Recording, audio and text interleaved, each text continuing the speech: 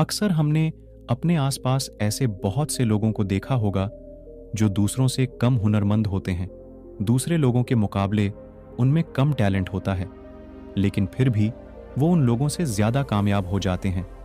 तो ऐसा क्यों होता है कि उनकी किस्मत अच्छी थी या फिर ऊपर वाले ने उनका साथ दिया? इस चीज के पीछे क्या कारण हो सकता है? जरा सोचिए। इसके पीछे सबसे मुख्य कारण आलस्य होता है।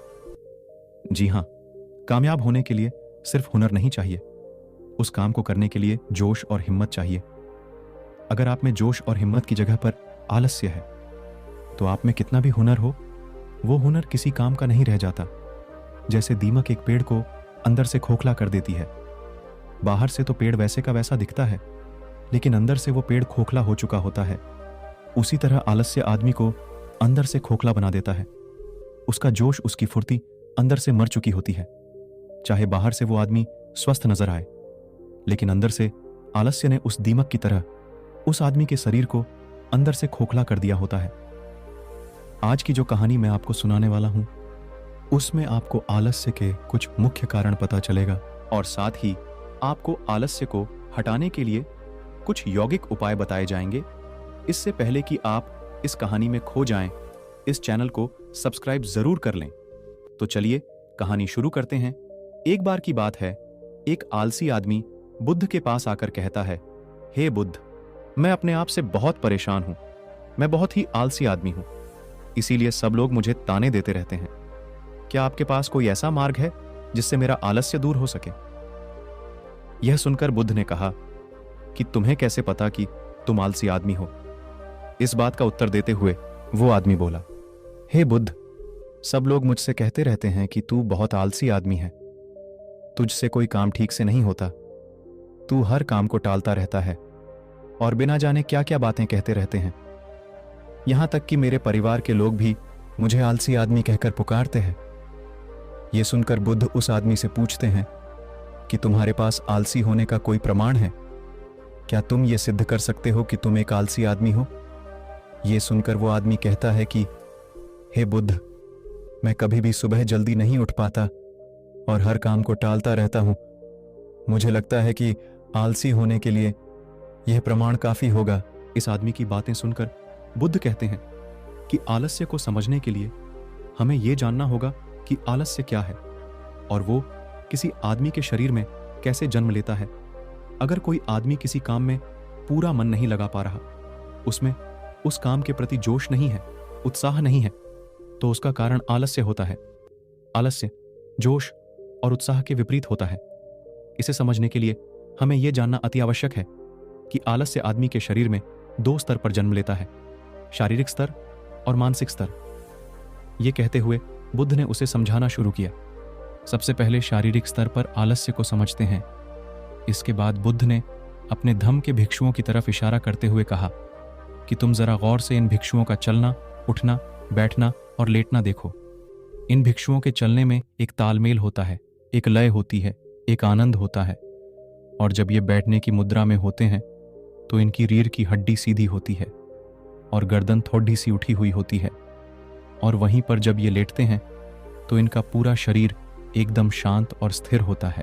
और वही जब एक आलसी आदमी चलता है तो वो एकदम झुका हुआ, थका थका और बिना आनंद के चल रहा होता है।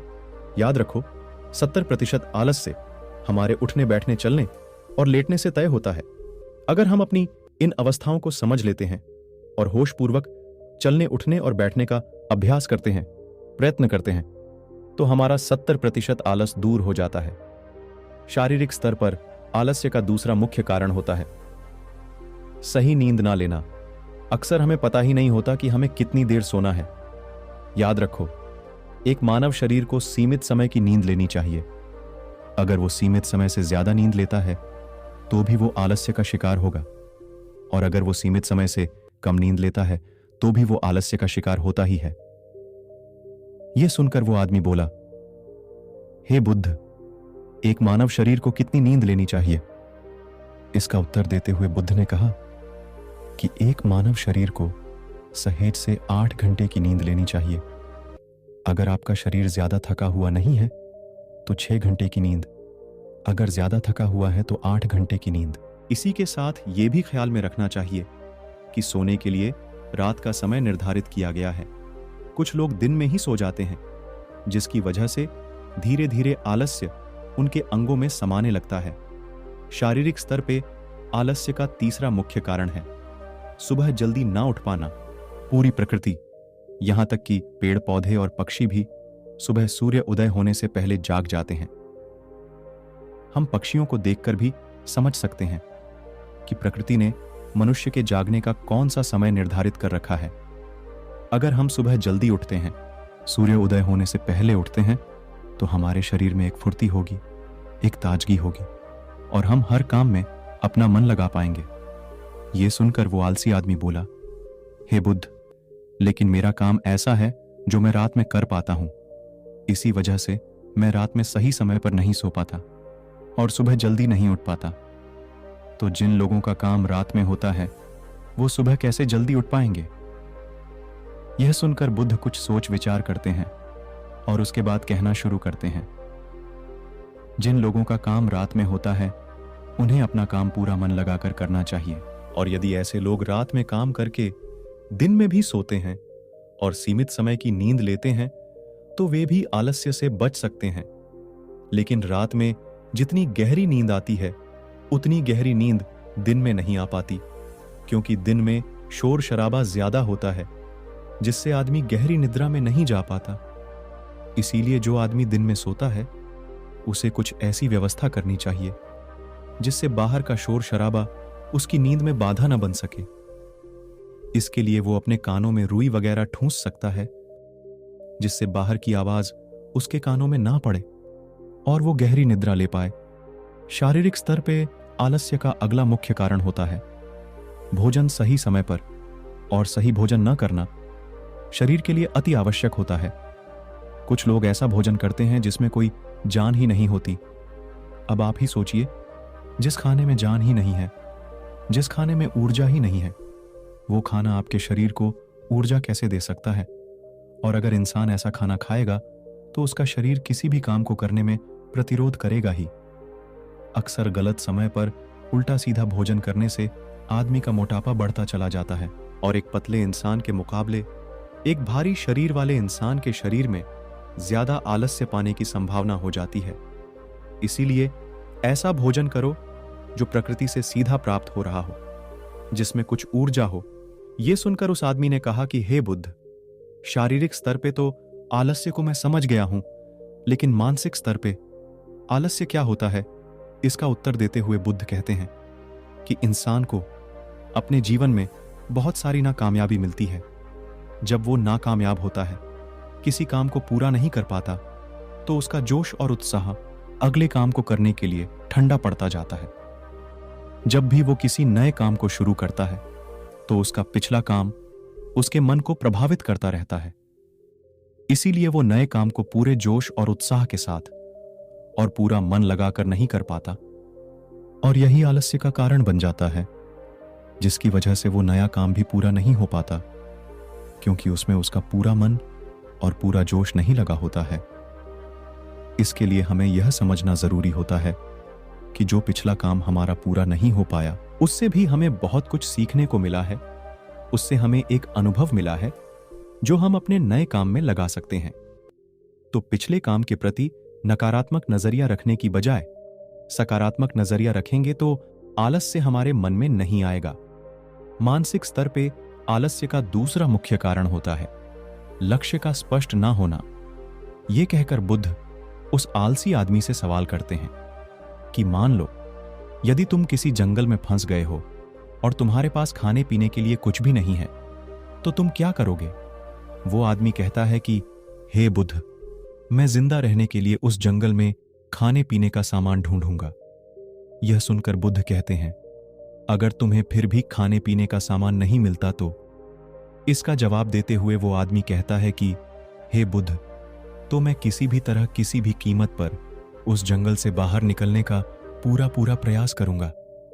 यह सुनकर बुद्ध कहते हैं कि चूंकि वहां पर तुम्हारा लक्ष्य स्पष्ट है, इसीलिए तुम्हारे शरीर में कोई आलस्य नहीं आएगा। उस समय तुम्हें पता होता है कि तुम्हारे शरीर के लिए अभी सबसे ज्यादा जरूरी खाना पीना ढूंढना है। अगर तुम नहीं ढूंढोगे तो तुम मर जाओगे। और जब तुम्हारा लक्ष्य स्पष्ट होता है तो आलस्य तुम्हारे मन में आ ही नहीं सकता। लेकिन हमारे दैनिक जीवन में हमारा लक्ष्य स्पष्ट नहीं होता है, जिसकी वजह से हमारे मन की ऊर्जा इधर उधर बिगड़ती रहती है। अगर हमारा लक्ष्य स्पष्ट होगा तो कोई आलस, कोई ताकत हमें हमारा लक्ष्य प्राप्त करने से नहीं रोक सकता। और इसी तरह अगर किसी काम को करने की हमारे पास कोई ठोस वजह नहीं होती तो भी हम उस काम को टालते रहते हैं। उस काम को करने का हमारा मन ही नहीं करता, क्योंकि हमारे मन में यह बात समाई होती है कि इस काम को करके कुछ फायदा तो होगा नहीं। इसीलिए किसी काम को करने के लिए उसकी ठोस वजह जानना बहुत जरूरी होता है। बहुत सारे लोग व्यायाम करने की अहमियत नहीं समझते हैं, क्योंकि वो इसकी वजह नहीं देख पा रहे हैं। वो सोचते हैं कि व्यायाम करने से क्या फायदा।